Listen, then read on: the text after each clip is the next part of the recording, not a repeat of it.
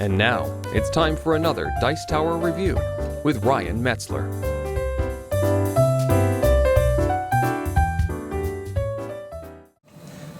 Hey everyone, Ryan Metzler here, and today we're going to be taking a look at a smaller game and kind of a filler game. We're going to take a look at Biblios by Aiello Games, and this is a game for 2 to 4 players in which players are going to be drafting cards, putting them in different places in order to try and get a handful of cards which they will then use later in order to get different cards. They'll be spending cards to get different cards in order to try and earn points at the end of the game, which are represented by dice, which can change throughout the game.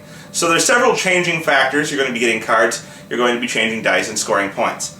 So now that I've given you that brief overview, why don't we take a look at what comes inside the box, how the game plays, and then I'll give you my thoughts on it. So this is the box for Biblios, and I'm holding it up and showing you the box because I just kind of like the design of this box. You'll see here that it opens from the side, and this is a magnetic strip, so it opens kind of like a book. And then inside you're going to have all of your contents. Now we have a board here, and I've taken the deck of cards out because it can be a little hard to get out of there. You're going to have a deck of cards, a board, and you're going to have 5 dice. And these dice are going to be placed on the board on their appropriate spots, all of them starting on the 3 value. Now these dice are going to represent points that you can earn at the end of the game if you control the most value of cards in those colors. So right now they're at 3, but that could potentially change. So once the game is set up, you're going to play the game in 2 different phases. The first phase is going to be the card placement phase, and the second phase is going to be the auction phase. Now before we get into that, let's take a quick look at the cards. The cards are going to be of 3 different real types. There are going to be money cards, which have coins on them and they have numbers on them to represent how much money. So this is a 3 money card, or we have a 1 money card here.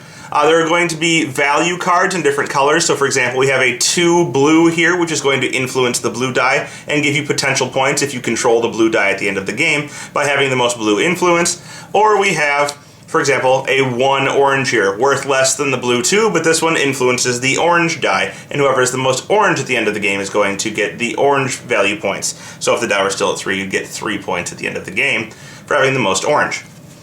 In addition to those, there are some special cards, and these are kind of cards that are going to affect the dice. So you'll see here when you get this card, you immediately play it, or you could end up playing it later, but if you win this in an auction, you're going to immediately play it, and you're going to move one of the dice down by 1. So for example, you could play this card and make the blue a 2. So now whoever gets blue at the end of the game gets less points. Alternatively, we have the opposite here. You have +1 on 1 die. And so, let's say the blue player, or the player who's currently got the most in blue or thinks they have most in blue, would adjust their die back up. Or alternatively, whoever thinks they're highest in green could adjust the green up to 4 so they get more points at the end of the game. The first phase of the game is going to be a card placement phase, as I said earlier, and you're going to be taking these cards one by one and placing them into different areas.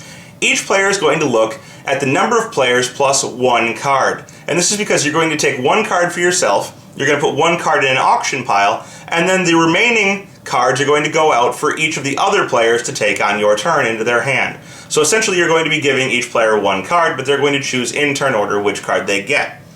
Now you're going to look at the cards one at a time, and you're going to have to decide what to do with each card before you look at the next card. So let's say that, for example, I picked up this first card, and it's a 1 of red. Well, 1's pretty low. I probably don't want this at the moment. I would probably place this into the public area. Now let's say I'm playing a 4-player game, so I'm going to be doing 5 cards. And I would look at the next card, and it's also a 1 of red. Well, I didn't want the first 1 red, and I probably don't want the second 1 red. I may place this in the public area as well. 3 more cards to go. I look at the next card. 1 orange. Well, I'm starting to run out of options here. I'm going to put this one in the public area as well, so now the next 2 cards must either go into the auction pile or into my hand.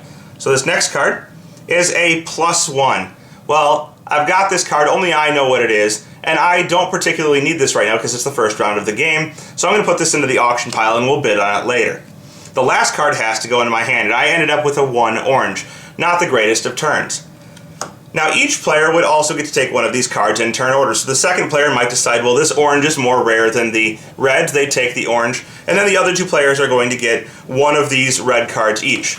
Now, if they tie, they're going to want the one closest to A. This one has D, and this one has G. So the third player would probably take the D card, and the fourth player would get the G card by default. At this point, the turn's going to pass to the next player, and they're going to do the same thing, revealing 5 cards. So let's say they get a 1 green, they put it public, they get a 1 orange, it also goes public. They get a 2 gold. Gold, they would probably take into their hand. It's a little bit rare, so they're going to take this card and put it into their hand. That leaves them 2 cards left. They get 1 gold. Let's say they put that into the auction pile, and the final card is also 1 gold. Then, again, each player from that person would get to take a card, and the first player would likely take the gold, and so forth and so on, until this entire deck has been placed. After that has happened, you're going to go on to the auction phase, auctioning off all of the cards that were put into this auction pile. So after you've completed the gift phase, meaning that you've distributed all of the cards in the deck, you are going to move on to the auction phase. Now all of the cards that were placed in this auction pile are going to be auctioned off, and you're going to buy them using cards that you collected in your hand throughout the gift phase. Now, you know some of what's in here, but you don't know all of it because you helped place these cards. But the player who started the game is going to reveal the top card, and you're going to bid for that card, starting with the player to that person's left, until you get a high bidder. Now, money cards are going to be bid for with any number of cards from your hand. Doesn't matter if the cards are money cards, or if they're point cards, or even if they're those special cards, you would bid in a number of cards. So the first player may say 2 cards, then 3, 4, 5, doesn't matter. But whoever bids the highest, you're going to go around until you get a highest bidder, is going to discard cards, and then take this card into their hand. That's how you deal with money cards. Now, we have more money cards, but eventually you're going to get to, say for example, a special card. Here you would bid money for the card, so you'd have to have these money cards in your hand, and you would bid money to get the special cards. And again, whoever bids the highest amount of money is going to take this card, and they're immediately going to do the action on it. So they would adjust a die for winning that card. Maybe they want brown to be worth more points, so they move it up to 3. Now finally, you're eventually going to get to some of the special, or the point cards. You've just did a special card. The point cards are going to work the same way as the special cards. You're going to bid money from your hand in order to try and get these back into your hand. So you could bid 5 money, and maybe somebody bids 6 and takes this 2 and puts it in their hand. Whoever, at the end of the game, after we've auctioned all of these cards off, has the highest value in each of these different colors, so brown, blue, green, orange, and red, is going to get the points shown on that die. Basically, after you total up all of the points, whoever has the most points in the game is going to be the winner. And so that's Biblios, a nice little small card game. You just kind of collect those cards in the first phase, and then use those cards to get the cards that weren't collected in the second phase, using your 1 cards to get money, and then money cards to buy other cards, and whoever has the most points at the end wins. Pretty simple, but yet a nice and interesting, unique idea. Also implemented a little bit in the card game packs that I reviewed previously, so if you're interested in this one, you may also want to check that one out, or if you liked that one, you're going to probably like this one. I enjoy it. It's going to be one that I keep in my collection for a filler type scenario, and I think it's one that's probably appropriate for a lot of collections, both as a filler and for something that can be played with all types of gamers. Thanks for joining us today.